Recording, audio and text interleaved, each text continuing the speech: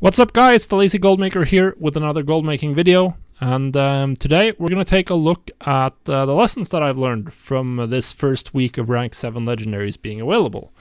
This is the first time ever really where I've made a significant amount of preparation for a patch launch to try to make gold off of that. And so far it's paid off. I made 21 million gold in sales the first week, and that was even while on vacation, so I didn't cancel scan as much as I might have if I'd been at home. Yeah, let's take a little bit of a look at the sales and prices and all of that jazz, and then we'll talk through the lessons that I've learned. So, first things first. These are some of my rank 7 legendary sales from just about the time that they were available last week. And as you can see here, well, I've sorted this. We can sort it by time as well, and we get the same idea. The prices started falling very, very quickly. When I started posting around here, prices on many items were about 200, 300k. I got very few sales. I got some, but very few sales at that price point, and then prices started falling quite rapidly, including this Bone Shatter Greaves, which went from 800k that I sold one of, and then 40 minutes later, somewhere down here, we sold another one for 200k. And then prices were very rapidly, within hours, in fact, down below 100k for many of the slots. And they've been trending downwards ever since, and now some of the cheapest are now down in the 60k range. And this is because there wasn't really a barrier to entry for getting these recipes. The only barrier to entry was having the gold to level your recipes from rank 1 to 4, but once you had that, there was nothing. Getting honored was pretty easy. Getting honored in time was not hard at all. So most people who wanted to got that. You needed to do about 10 days worth of doing the world quests in Sereth Mortis over a 14-day period. So you could skip a couple of days and then you could catch up by grinding extra reputation from the rares, or even killing bosses in the raid. If you were raiding, you got some extra rep from that as well. So most people got the recipe at the same time, and that meant that prices were always going to trend downwards very, very quickly. Now, as I said, I did quite a bit of of preparation. If we look at my expenses tab, well, we can't look at last 30 days. Expenses. Essentia, we want to look last 30 days. Progenitor Essentia. So I purchased I've bought 1,100 of these so far, and my average price was 10,000 gold. What do you think the current price is? If we check the auction house, I'm sure it's about 24,000 gold. So even if I were to sell the ones I have left over, I still have another 235 left over. I could double my gold just selling them straight up, but I'm even making more profit selling the legendaries. So my preparation paid off. Now, I didn't balance my materials as well as I should have. That's the one thing I didn't do. So I still have huge stockpiles. If we look at my inventory here, you can see I still have 45,000 Shadowghast ingots. I have 7,000 lithium bars. I have a good chunk of base legendary materials still left over, and not that many Essentia, so I'm a little low on the Essentia part. I should perhaps have bought even more, but it has meant that I've been able to just crank out for me to restock. When I sell, I keep 3 of each in stock. Restocking takes me just a couple of minutes, or including relog time, because I have pretty much all the materials ready to go. Just need to buy a couple of the materials for the vestiges every once in a while.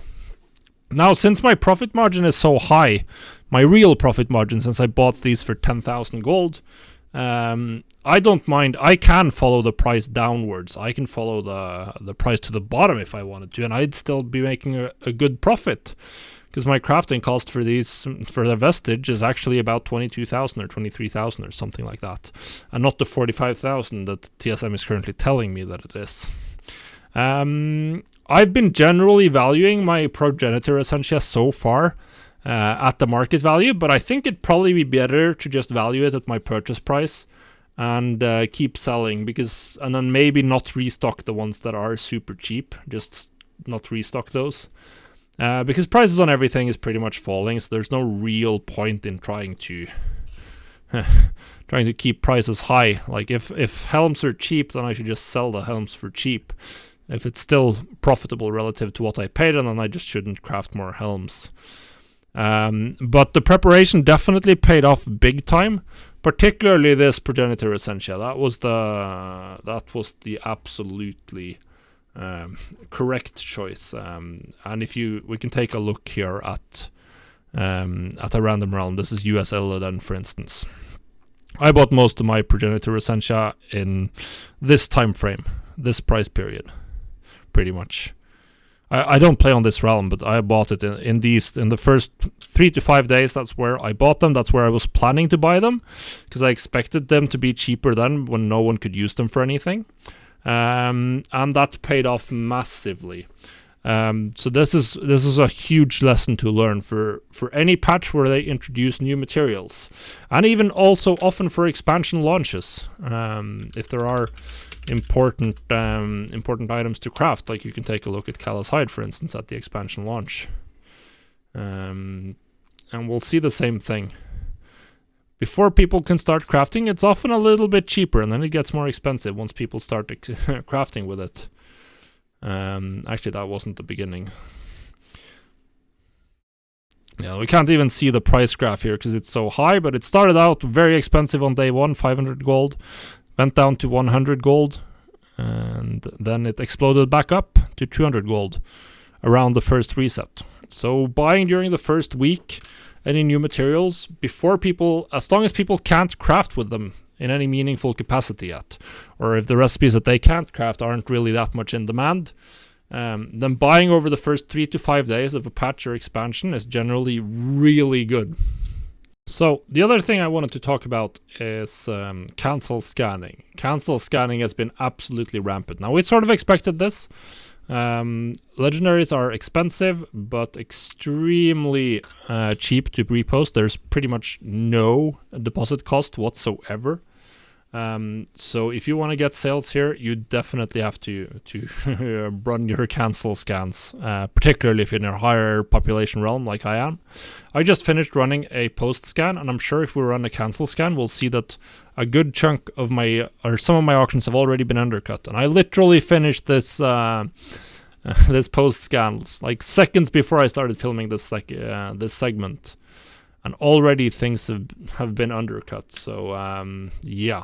That's how it is. That's sort of what we expected, but that's also something you have to be aware of in markets like this, where things are super competitive, super high volume at the moment. You have to be ready and willing to put in some effort with the cancel scans. Another thing I wanted to talk about is what slots are popular. Now, right now, for rank 7 legendaries, the non-tier slots are extremely popular. As you can see here, I've sold an absolute ton of capes this week. Now, long term, it's not necessarily optimal to have your legendary in a non-tier slot, but right now, it's just very, very, very chill to avoid the hassle of having to swap around your legendary based on exactly what tier slots you're looting. So if you don't want that hassle at all, you're gonna keep your legendaries. In non-tier slots. So items that generally tend to sell well for me: belts, capes, rings, boots as well. These are the slots that have been selling really well this week. This should change very slightly with double legendaries, and down the line, when people get more of their optimal tier set up, they might be swapping their legendary to in a tier slot when they have 5 pieces and can swap around stuff. But for right now, boots, belts, capes, rings, these are the top slots and what you should focus on. I hadn't actually realized this ahead of time. I was thinking more on what the long-term BIS option was and focusing on those slots and expecting those to be the best ones, but I should have realized that for initial gearing, it's very annoying to have your legendary in a tier slot, because it meant that you would potentially have to put your legendary in your bag if you got a tier piece in that slot to complete your tier bonus. So that would be very, very annoying for people, and something that they would want to avoid if at all possible. The last thing I've seen which is lately, is that the 262, the crafter's mark of the first one gear, has rebounded to some extent. A lot of slots are now getting more expensive again, because people haven't been crafting these as much, and getting the progenitor essentia has been annoying.